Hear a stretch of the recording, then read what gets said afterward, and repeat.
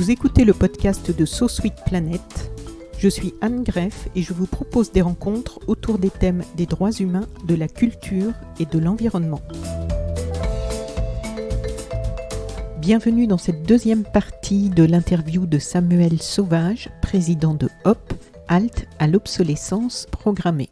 Alors depuis 2015, donc l'article L441-2 du Code de la consommation mentionne « Est interdite la pratique de l'obsolescence programmée qui se définit par le recours à des techniques par lesquelles le responsable de la mise sur le marché d'un produit vise à en réduire délibérément la durée de vie pour en augmenter le taux de remplacement. Les sanctions encourues sont 300 000 € d'amende, amende pouvant aller jusqu'à 5% du chiffre d'affaires moyen annuel pour les entreprises. Donc ça, c'est de cet article dont tu disais tout à l'heure qu'on était le seul pays au monde pour l'instant à avoir ça. Oui, on est les seuls à avoir puni pénalement l'obsolescence programmée comme un délit.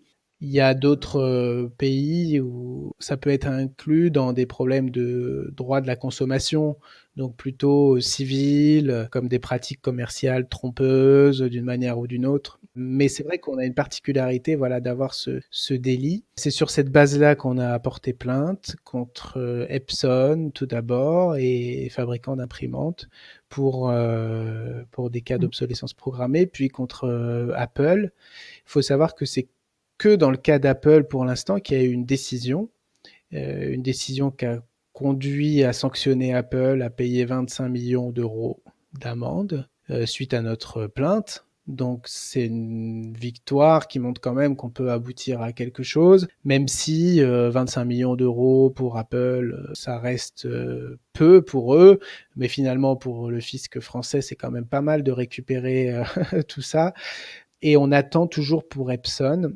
C'est assez lent quand même parce qu'on avait porté plainte en 2017, donc on n'a toujours pas la réponse. On pense qu'on a des chances de voir condamner cette pratique, mais voilà, ça n'a pas encore été le cas. Et alors après, est-ce qu'il y a un phénomène est-ce qu'on peut appeler ça jurisprudence? Est-ce que les jugements qui passent, par exemple, par rapport à Apple, est-ce que ça peut faire gagner du terrain à la cause par rapport à tous les autres producteurs de smartphones, par exemple, ou... Ouais, ce qui est sûr, c'est que le bad buzz, comme on dit, c'est-à-dire cette mauvaise réputation qu'on est en train de créer quand on porte plainte contre un fabricant pour obsolescence programmée, vu que c'est quand même grave quand on parle d'obsolescence programmée dans l'esprit du consommateur, c'est vraiment une arnaque, quoi. Donc nous, quand on a porté plainte, on a été sur toutes les chaînes de télé, etc. Les gens ont été au courant, globalement. Donc ça fait assez mal à ces entreprises et donc c'est peut-être ça l'impact principal finalement, plutôt que les millions d'euros d'amende. L'impact de réputation, il est quand même très important et tout le monde se tient à carreau du coup. Je pense qu'ils savent que... Voilà, c'est incitatif en C'est fait. ça, les autres se disent, bon, on s'est pas tombé sur nous cette fois-ci, mais ça pourrait être le cas demain. Donc on va faire attention, alors soit en le cachant mieux, soit en changeant nos modes de production, ce que j'espère. Donc ça, c'est quand même un premier élément, quoi. C'est cet enjeu de réputation. Après, il y a une jurisprudence malgré tout, c'est-à-dire une fois que ça aura été condamné une fois, bien les juges ont tendance à suivre la première décision si on a des faits qui sont caractérisés de la même manière. Nous, dans le cas d'Apple, ce qui a aidé d'ailleurs, c'est que Apple a été condamné en Italie pour les mêmes faits. Parce que bon, c'était mondial, hein, ce qu'ils ont fait au niveau d'obsolescence logicielle, donc c'était pas particulier à la France. Le juge italien, qui était un juge plutôt commercial, on va dire, c'était pas le même, mais globalement, il a condamné Apple pour ces faits-là. Donc le juge français, il pouvait pas dire Apple n'est pas coupable. Et finalement, ce qu'ils ont fait sur ce cas-là, c'est un peu contestable, mais ils ont fait une transaction, c'est-à-dire qu'Apple a préféré éviter le procès, parce que dans le procès, il aurait eu une médiatisation sans doute qui lui aurait fait du mal. Et il a fait une transaction, il a dit « Ok, je paye l'amende, dites-moi combien, je sors le chèque, et bam ». Donc, pour la justice française, c'est bien, parce qu'ils sont allés plus vite. Ils ont réussi à se dépatouiller de ce problème juridique important avec tous les avocats qui sinon auraient posé plein de soucis. Pour nous, on est un peu entre les deux, parce que d'un côté, ok, notre plainte, elle a été reconnue.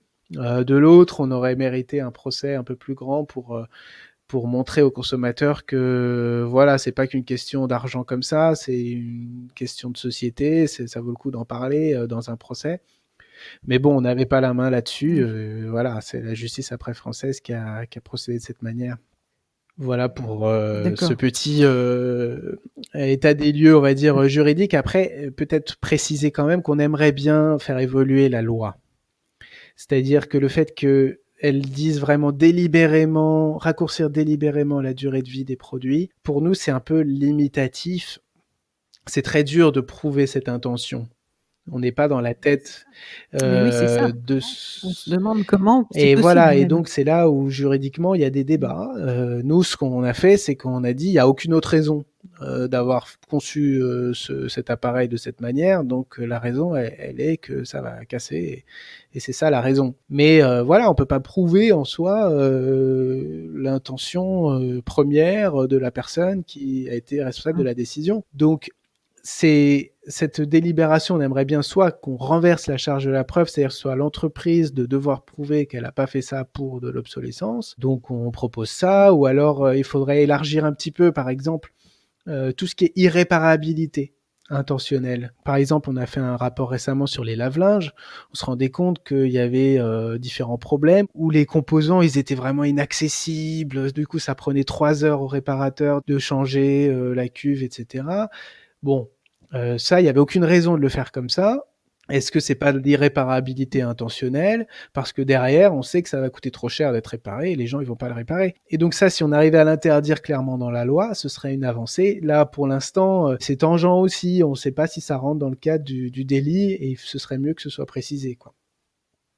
Oui, on se rend bien compte, hein, actuellement avec les différentes ONG sur différents domaines qui se battent sur, en fait, des choses que vous avez en commun dans le fond, hein, c'est-à-dire plus de respect de l'environnement, des pratiques commerciales, de l'humain, et on se rend compte que tous ces combats sont vraiment des combats de longue haleine, que c'est important si on se sent concerné par une de ces causes, de vous soutenir. Ça peut être financièrement si on en a les moyens, et si on se sent vraiment concerné, ça peut être aussi certaines ONG, c'est des groupes locaux de bénévoles, et c'est aussi partager les informations sur les réseaux sociaux, des ONG qui font un travail sérieux, qui est établi sur des bases très professionnelles, pas juste du blabla pour faire monter le buzz, mais c'est justement il y a tout un travail derrière d'études, d'analyses, de rapports. D'ailleurs, je précise que la plupart des rapports dont on a déjà parlé, sur lesquels tu as travaillé, vous avez travaillé chez Hop, sont accessibles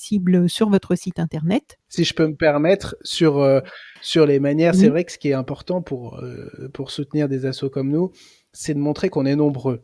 Alors moi, je m'en fiche si enfin chacun fait un don s'il veut, s'il peut, mais plus important pour moi, c'est que il y ait des personnes qui viennent signer notre charte et qui viennent.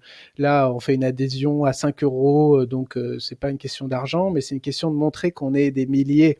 Parce que le fait de montrer qu'on est des milliers, ça va jouer sur le fait qu'on est pris au sérieux au niveau politique, des entreprises, etc. Qu'on n'est pas juste une petite asso comme ça, militante. Donc voilà, c'est plus ça. Et puis, s'il y a des gens qui nous écoutent et qui sont dans une entreprise où il y a des cas d'obsolescence programmée, qui veulent jouer un rôle de lanceur d'alerte, bien sûr, ce serait une grande aide dans certains cas. Mais voilà, toute information, elle est la bienvenue. Et puis voilà, il y a plein de bénévoles au sein de Hop qui apportent leurs compétences. Voilà, chacun à sa mesure, quoi. Et c'est important parce que si on veut pas, il y a une question d'être parfois, on est pro, mais en même temps, il faut être aux prises avec ce que vivent les citoyens, quoi. Donc, il faut qu'il y ait toujours des bénévoles qui fassent un travail de terrain et participent aux réflexions. Voilà, c'était la petite incise. Alors, mettre fin à l'obsolescence programmée pourrait menacer la prospérité et les emplois. C'est souvent ainsi que se justifient les industriels. On en a parlé tout à l'heure. Vous écrivez dans l'un des rapports, je crois, que j'ai lu sur votre site, lutter contre l'obsolescence programmée implique un changement de modèle économique. Il s'agit de consommer et produire moins, mieux, plus local et écologique. Si la fin de l'obsolescence programmée entraînerait des mutations en termes d'emploi, elle créerait de nouvelles opportunités dans d'autres secteurs. La Commission européenne estime que le développement de l'économie circulaire pourrait générer 170 000 emplois supplémentaires d'ici 2030. Grâce à l'économie circulaire, collaborative, sociale et solidaire, il est possible d'envisager de nouveaux types d'emplois dans la réparation, les services, tu en as parlé, le développement durable, l'agriculture de proximité et de nombreux autres secteurs. Il s'agit parallèlement d'engager une réflexion globale sur les modes de vie, l'échange de biens et services, le design, le travail et la simplicité volontaire. Aujourd'hui, donc, nous sommes de plus en plus nombreux, on le voit, à avoir envie de voir rapidement notre économie se transformer et de consommer et produire moins, mieux, plus local et écologique, comme vous dites. On sait qu'il y a urgence, là ça s'accélère en plus, hein, on voit tous les rapports du GIEC qui tombent, on voit les problèmes de pandémie, on voit aussi, on prend conscience enfin que tout est lié. Donc on sait qu'il y a urgence, mais on sait aussi que c'est compliqué, qu'il y a beaucoup de résistance pour freiner, voire empêcher l'émergence de nouveaux systèmes économiques plus vertueux et de nouvelles règles pour gérer tout ça. Vous parlez de faire émerger un modèle économique alternatif, écologique et social. Alors quels sont vos moyens pour aider concrètement cette transition? Voilà, une grande question. Ouais, c'est bon, le nouveau modèle de société, je pense qu'on n'est pas du tout les seuls à le décrire, à aspirer à effectivement Oui, un là monde maintenant, où on consomme moins, plus local, etc. Nous, on est pris par le prisme de la durée de vie des produits. Et donc, on agit de plusieurs manières. On pense d'une part que on peut agir auprès des consommateurs, que voilà, qui nous écoutent aussi, se dire qu'il a sa part de responsabilité, même si elle n'est pas forcément à mettre en premier, mais il a sa part de responsabilité pour choisir des produits qui vont être plus robustes, pour choisir de faire réparer son produit au lieu de le remplacer, pour essayer d'acheter d'occasion, pour parfois se poser la question, est-ce qu'il a besoin de ce produit? Est-ce qu'il ne peut pas l'emprunter à un voisin ou le louer, etc. Donc tous ces modes de consommation, de les faire connaître. Donc sur cet aspect-là, on fait des conférences, on a écrit un livre aussi qui s'appelle Du jetable durable où on a certains conseils en la matière. On a un site qui s'appelle produitdurable.fr où il y a des conseils un peu produit par produit et puis des notes. C'est-à-dire, voilà, si vous voulez acheter un lave-linge, est-ce qu'il y a telle marque qui est censée être plus robuste qu'une autre, selon les avis des consommateurs et puis des réparateurs aussi. Donc on essaye de jouer sur cette sensibilisation du consommateur. Même par exemple, récemment, on a développé une exposition qui s'appelle Inusable et qui montre tous les affiches publicitaires qu'il y avait il y a des dizaines d'années, qui vantaient la solidité des produits. Et voilà, comment est-ce qu'on est passé de cette époque-là, où la solidité est au cœur des choix, à maintenant une époque où tout va vite et où l'ensemble des incitations, elle est à renouveler au plus vite ses achats. Donc voilà, on a développé pas mal de choses pour le côté consommateur. Après, on pense que l'État et l'Europe et les collectivités territoriales, ils ont un rôle important pour orienter les choix de consommation et puis les fabricants pour contraindre les fabricants. Donc c'est clair, c'est qu'il faut, ce que je mentionnais, l'indice, mieux informer le consommateur. On peut aussi proposer des garanties plus longues pour les produits. Actuellement, au Sénat, il y a une proposition de loi où on propose de passer à 5 ans de garantie pour les équipements numériques au lieu de 2 ans. Eh bien ça, évidemment, ça serait très fort en termes d'impact puisque derrière, le fabricant, il serait obligé quand même de garantir le produit pendant 5 ans. Et donc, il faut qu'il le conçoive d'une manière plus environnementalement consciente de l'impact de la durée de vie. Est-ce qu'il y a des pays d'ailleurs où ces années de garantie sont plus élevées que celles que l'on a en France? Oui, il y a des pays où où ça fonctionne différemment. Par exemple, aux Pays-Bas, il y a plusieurs pays européens où c'est en fonction du prix, par exemple, du produit. C'est-à-dire qu'à un moment donné, si le produit vaut plus de 500 euros, enfin, j'ai pas les chiffres exacts en tête, eh bien, ça va être 3 ans de garantie ou ça va être 4 ans. Et donc, ce type de mécanisme, il est vraiment intéressant. Et ça doit passer à un moment par la loi. Donc, on en appelle à l'État, on fait du plaidoyer ou du lobbying, si vous voulez, pour pousser les députés, les ministres sur ces différents champs. Et on a obtenu récemment, par exemple, dans la loi économie circulaire, qu'il y ait un fonds pour la réparation. Alors, on n'a pas obtenu la TVA réduite, mais on a obtenu quand même un fonds qui fait que, normalement, dès l'an prochain, parce que c'est en train d'être mis en place maintenant, dès 2022, il devrait y avoir une aide financière pour faire réparer les produits électriques, électroménagers, qui pourrait être autour de 20% du prix de la réparation. Donc ça, c'est quand même des avancées qui pouvaient être permises qu'au niveau de l'État. Voilà. Après, les pouvoirs locaux aussi, ils ont leur rôle. C'est aussi mon métier d'accompagner les pouvoirs publics. Donc je travaille sur ces sujets en développant des ressourceries, des hypercafés et plein de choses dans le genre. Donc ça, c'est le côté public. Et puis après, il y a les entreprises. Et là, les entreprises, on est sur on va dire, la carotte et le bâton. On a déjà parlé de la carotte avec nos procès contre des marques qui vont faire de l'obsolescence programmée, ou alors des rapports qui vont quand même mettre le doigt là où ils n'ont pas envie qu'on le mette. Mais on a aussi un côté carotte, entre guillemets, où il faut promouvoir toutes celles qui s'engagent, quoi, toutes celles qui font des pas en avant. Et pour ça, on a développé un club de la durabilité, ça s'appelle. Et donc là, ça répond à la question de tout à l'heure aussi. Il y a une vingtaine d'entreprises qui nous ont rejoints, des petites et des grandes, et qui font confiance à notre association parce qu'ils savent qu'ils ont besoin de s'améliorer en la matière.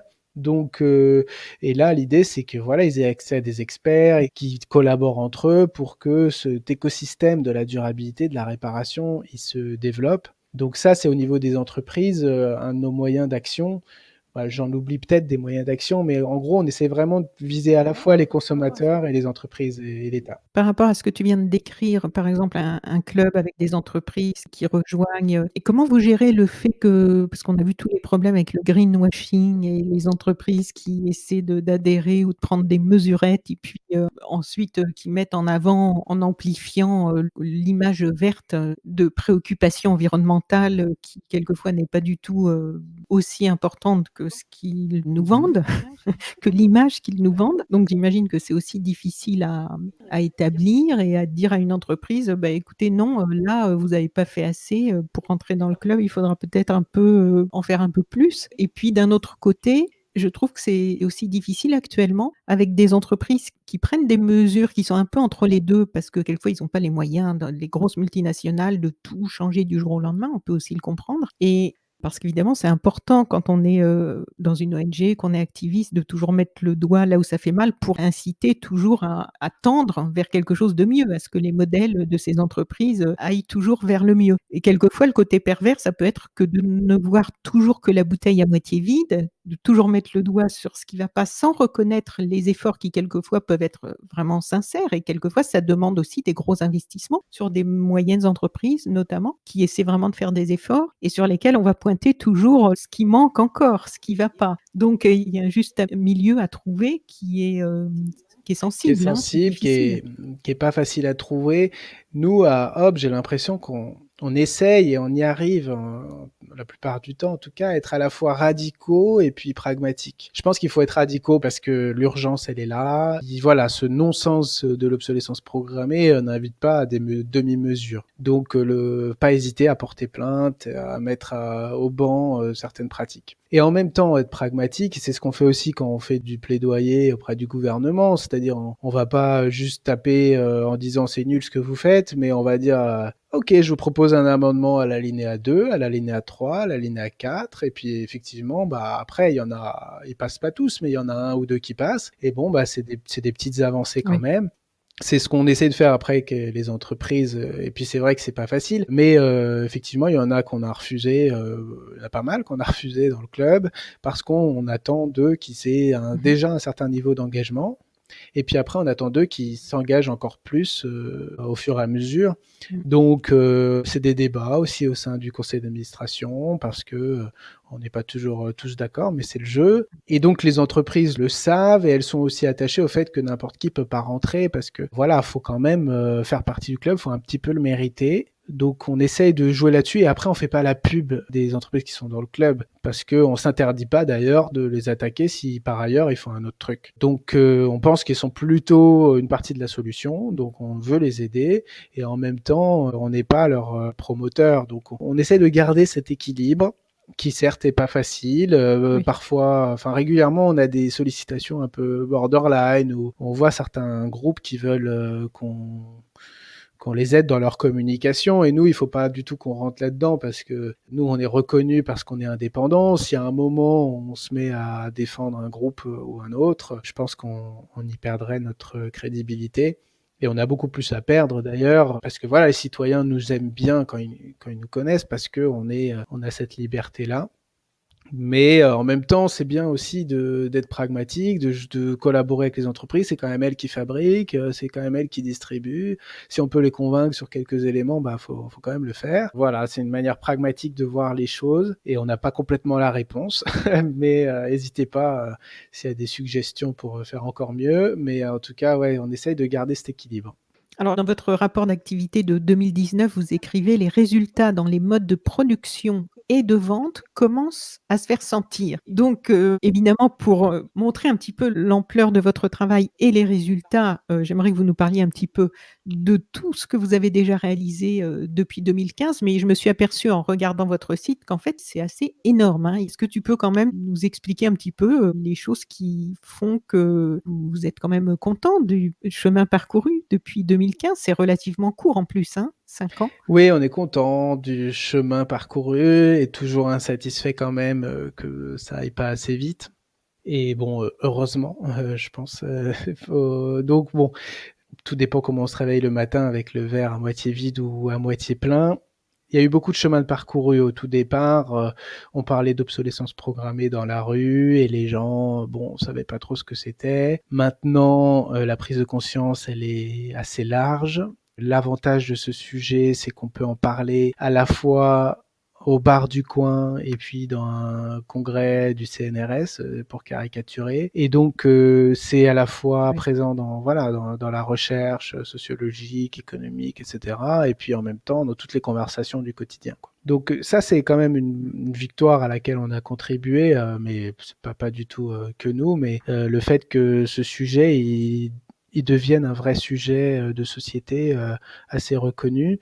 Et on l'a vu dans nos événements, on a des événements réguliers, on fait en gros 1 ou 2 grands événements par an et il y a de plus en plus de monde. Et là, cette année, on l'a fait en webinaire.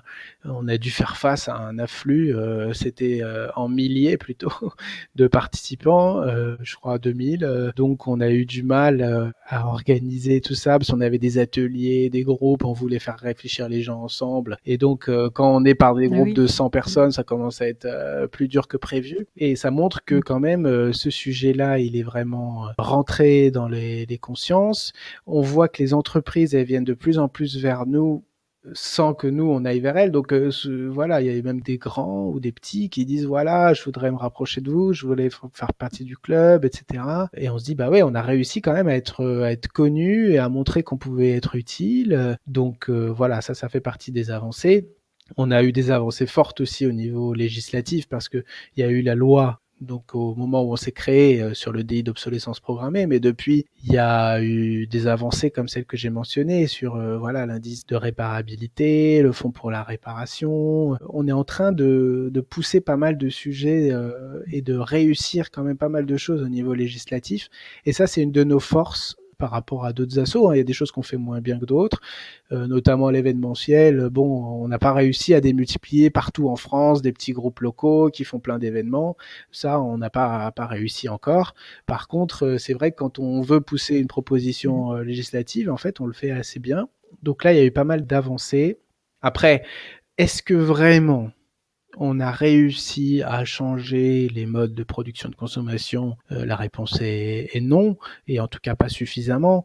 Je pense pas que nos appareils durent plus longtemps maintenant qu'il y a 5 ans. On manque de données, hein, mais ça dépend des produits, Oui. mais on peut penser que c'est plutôt quand même l'inverse. On peut penser que les modes de consommation, oui, ils évoluent pour une partie des gens, mais la majorité quand même, notamment quand on regarde les comportements en termes de vêtements, ça reste très très Mmh. très très consommation de masse et d'accélération de la consommation. Donc, faut quand même être très très modeste et se dire qu'il faut qu'on soit beaucoup plus nombreux parce que les petites victoires qu'on voit par-ci par-là, en fait, faut pas que ce soit l'arbre qui cache la forêt, un rouleau compresseur économique qui continue quand même de dévaster notre environnement. On arrive à l'atténuer peut-être, mais les grandes tendances, elles restent quand même assez négatives et on a de quoi être pessimiste pour l'environnement en général.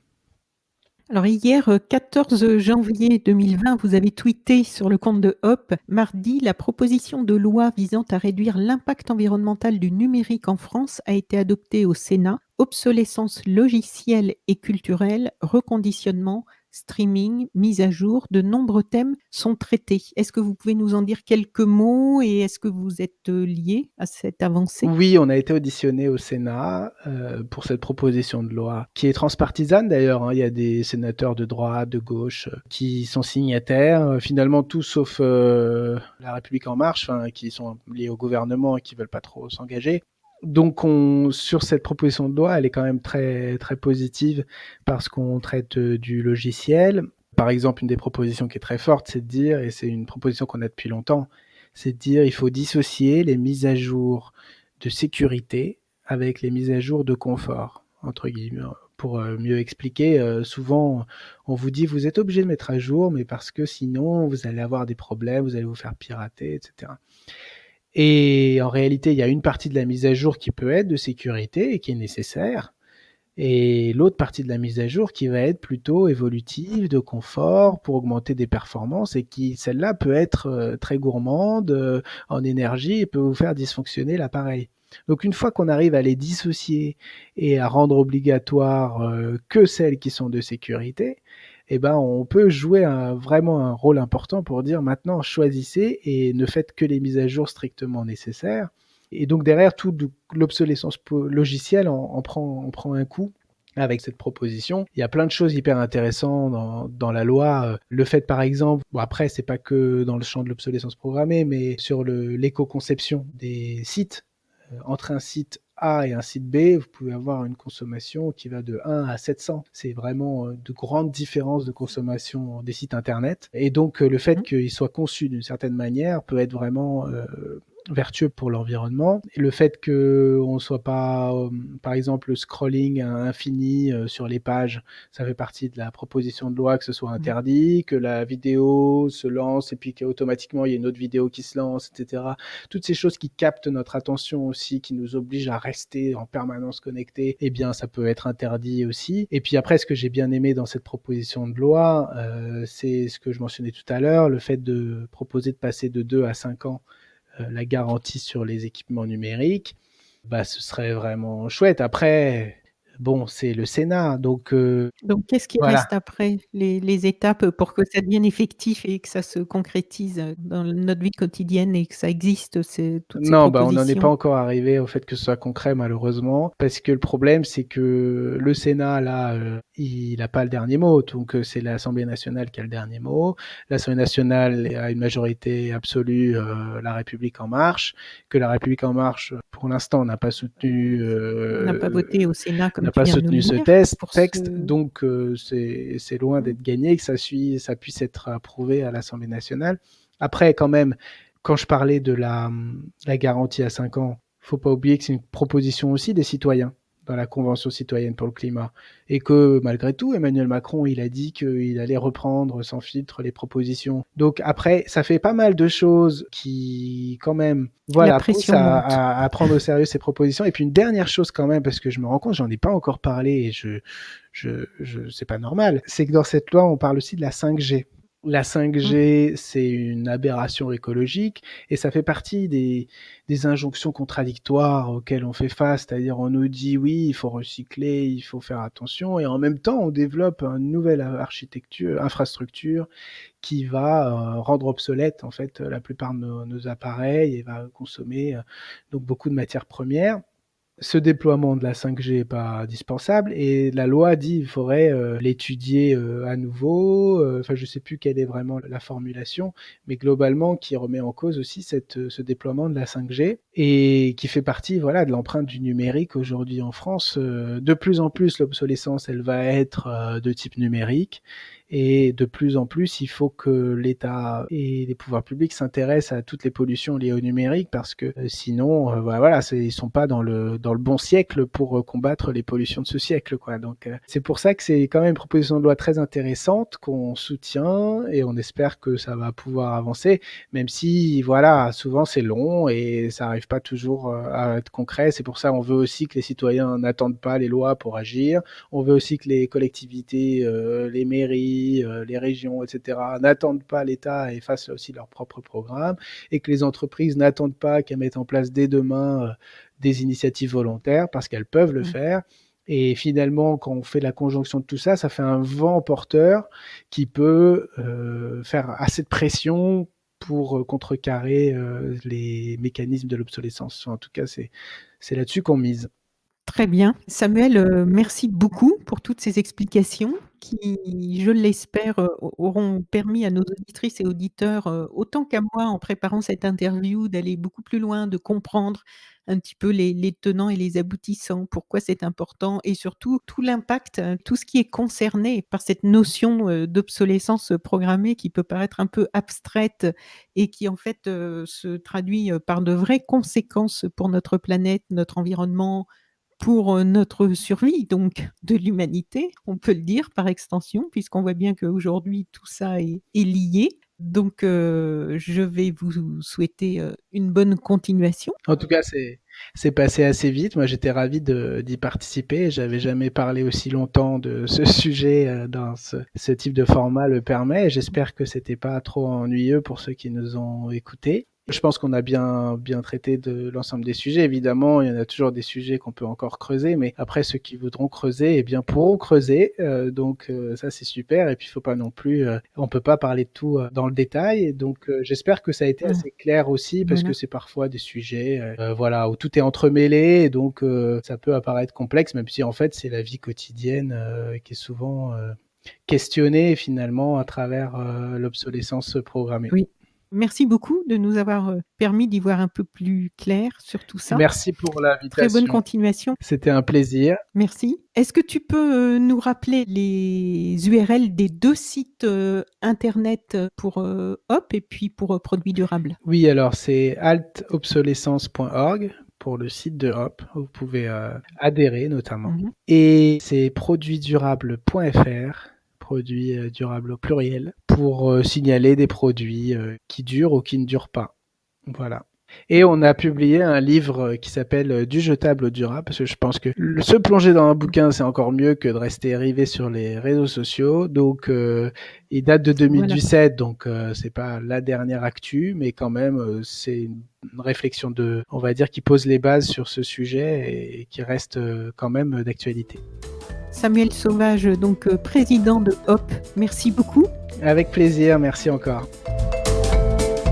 Chères auditrices, chers auditeurs, si vous avez apprécié ce podcast de So Sweet Planet, n'oubliez pas de lui mettre un avis favorable sur votre application de podcast, par exemple 5 étoiles sur Apple Podcast, et de rédiger un avis sympathique. Cela me fera plaisir. Pour plus d'informations sur les droits humains, l'environnement et la culture, vous pouvez suivre la page So Sweet Planet sur Facebook. Enfin, n'oubliez pas de vous abonner gratuitement, soit à la newsletter sur le site sosweetplanet.com, soit au podcast sur votre application de podcast pour être informé des prochains podcasts de So Sweet Planet mis en ligne. À bientôt.